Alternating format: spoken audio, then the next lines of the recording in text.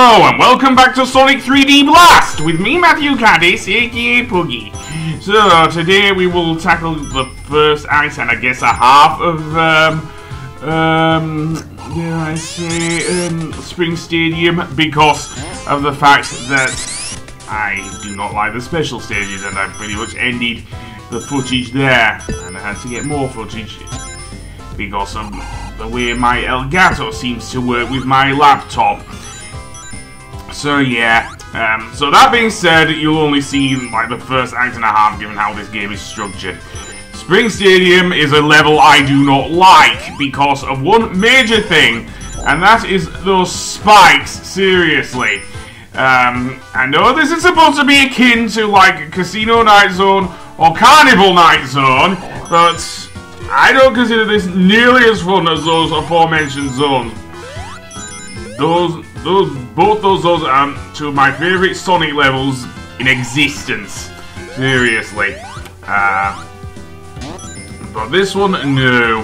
And there's a segment later in Act 2, I believe, with some balloons that I absolutely hate as well. Seriously. If the whole platforming problem in Rusty Ruin Zone was a problem, it definitely is a problem here. You'll also have these like spike shooters that will shoot them into the air, seriously. And yeah, you can try going at these guys with a spin dash. In fact, it's probably better. The problem is the spider badniks do actually spit out green flickies, which, as I mentioned in the last episode, are the hardest to get. Seriously. And yeah. So you but going back to the spikes, those ones on the ground. Yeah, spikes have been a thing a part of the Sonic series since the first game. The problem is here you have to jump very quickly in order to avoid them, seriously. With the 2D games, it was kind of timed.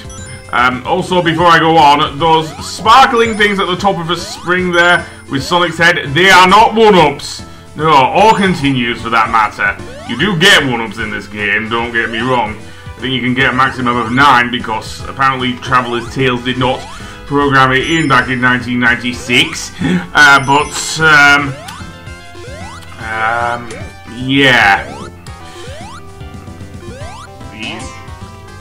Also, I got the golden shield. It's hard to tell with the... Okay, there we go. So I'll just homie attack into that clam bandit. Those are very hard to defeat. But going back to those Sonic heads on top of the thing there, they are actually Sonic icons. And I think if you get 10 of them, you get a continue. Yeah, you don't get a continue by getting 50 rings in a level. So if you're playing this on your Mega Drive, then you are screwed unless you use the level select, which is interesting. Weirdly enough, John Burton on his Game Hut channel did do a thing with the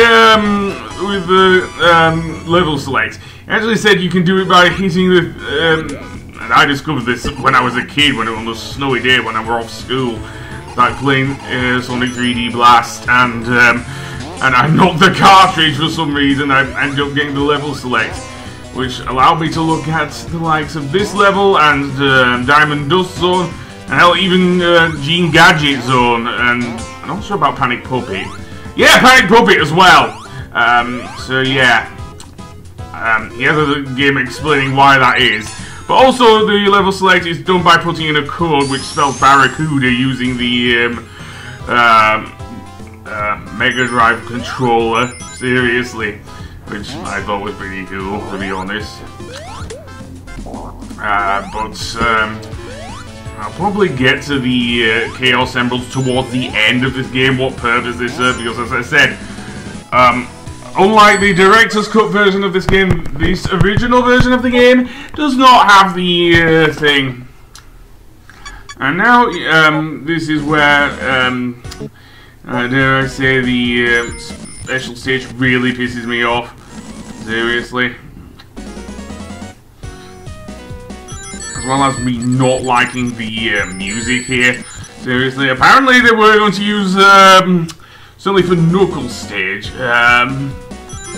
the Pleasure Castle music from Sonic Adventure, which does...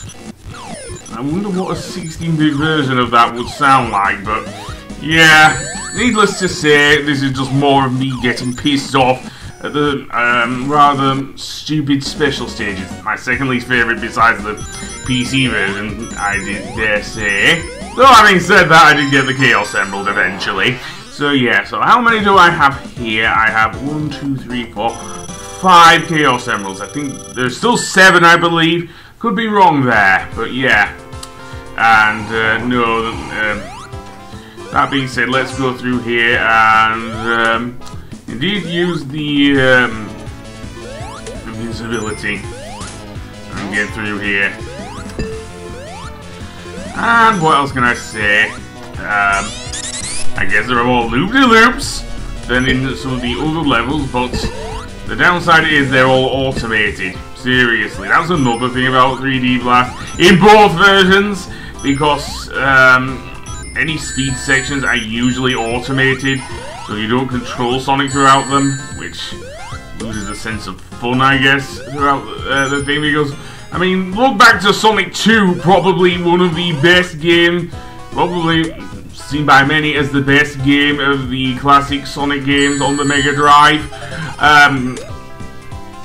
I remember zooming down Chemical Plant Zone and really enjoying myself with the whole sense of speed you get running down those pipes and everything.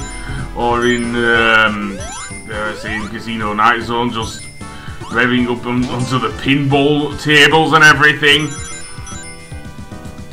Yeah, that is not a thing here. Down here is Knuckles, and apparently they did. I will give Traveler Seals this. They did honestly try to make a pinball table there, using whatever assets they could with the thing. So I will give them some kudos there.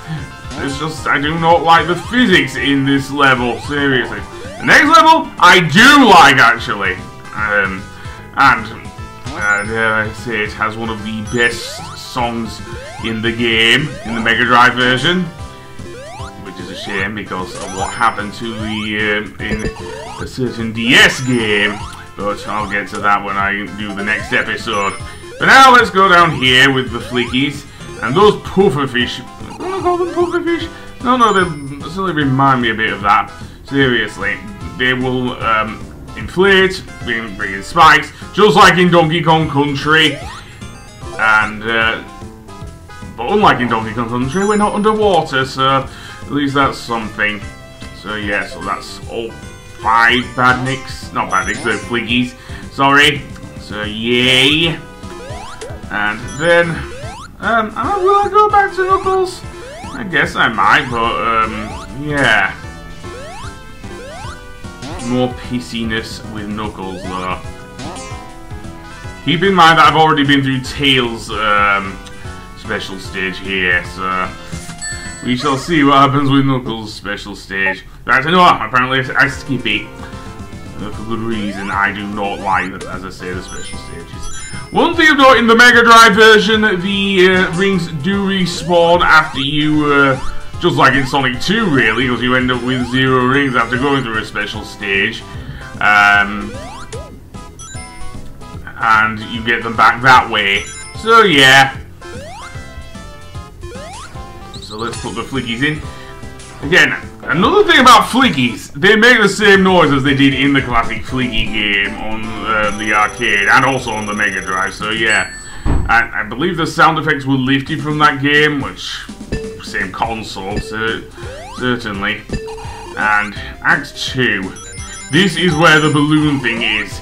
Not that you'll see it in this episode, because I went to a special stage, as I said, I think we're Knuckles' special stage, and I just got so angry I turned off my PS4 when I was playing this, yeah.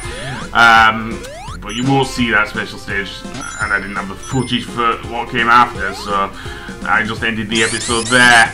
And you'll see the footage that I did have after that in the next episode, basically. So yeah, it's kind of lazy, but it's me. So yeah, another thing of note: Sonic does have his slow roll in this game, which kind of functions like his regular slow roll in the other games as well. Except you don't press down on the controller because this is an isometric game, so you press B, the B button on the controller to do that. The Mega Drive controller, should I say? So yeah, to do this a lot. It is a good move actually, because although the spin dash is better, just like as I mentioned in the other isometric game on the Game Gear, Sonic Labyrinth, which I absolutely hate, by the way. Seriously, that game is actually worse than 3D Blast. Is Sonic Labyrinth, in my opinion, even with the addition of the spin dash. But never mind that for now. I want to go up here and destroy a few badniks. Yeah, if this game didn't have Supersonic, then at least I can do that. And then we'll go through, and then there are also, I don't know if they're in this area, but there are some spikes that come out of the ground. So yeah, the big ring is over there. And oh, yes, more gold shields. So more homing attacking. And you can't do it willy-nilly like in Sonic Adventure. No, Sonic has to home in on a certain badnik. It has to be nearby in order for Sonic to do the homing attack. So yeah, it is what it is, I'm afraid. Such as that. Otherwise, Sonic will just jump down, and the homing attack is pretty much useless.